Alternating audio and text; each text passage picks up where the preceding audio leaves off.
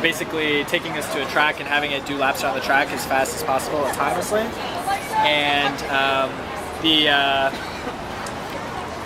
the big thing is we're trying to understand how a vehicle operates at its limits.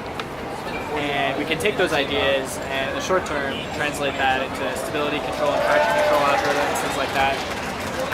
Longer term, if we do have a day where we have autonomous cars driving us around, we can take these ideas and apply them for autonomous cars that like hit a patch of ice or have a deer jump out in front of it last moment, to be able to take that car right to the limits of its performance abilities to try to either regain control after hitting ice or miss the deer or whatever. So it's running on its own engine or electrical engine? It's a stock Audi TTS, gas-powered, standard. So all the electronic behind is what you added? Yeah, so I mean, fundamentally, we just took a stock car and dumped in all these computers in the back that connect into the electrical system to send in commands. So you're just measuring this moment? Sorry? You're just measuring the performance? Yeah, so...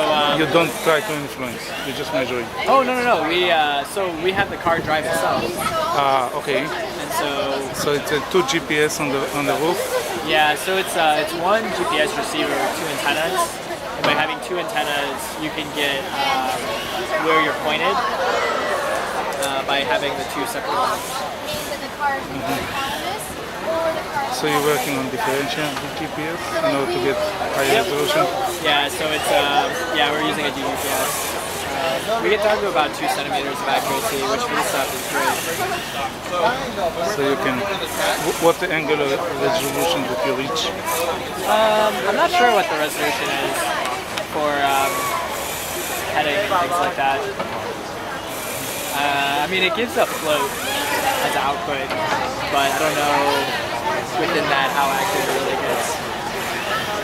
What other antennas that you have on the top just to communicate the data outside?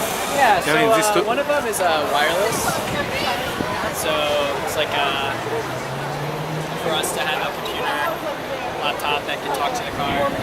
Another one is for CB radios, so we're talking to people. And the third one is for the DGPS corrections.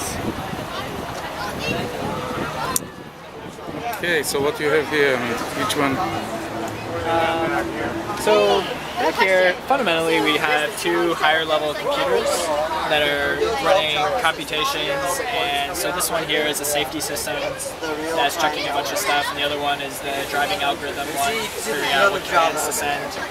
And then those commands go to this system over here, which is a drive-by-wire system developed by Audi to help us interface with the vehicle. And this then will actually send what we want into the car and have it do those things. And fundamentally, that's what we have. And then these other things are supporting functions. So this is a switch. So it's basically a standard Ethernet switch, just a higher grade and higher reliability. And to connect all the different systems together.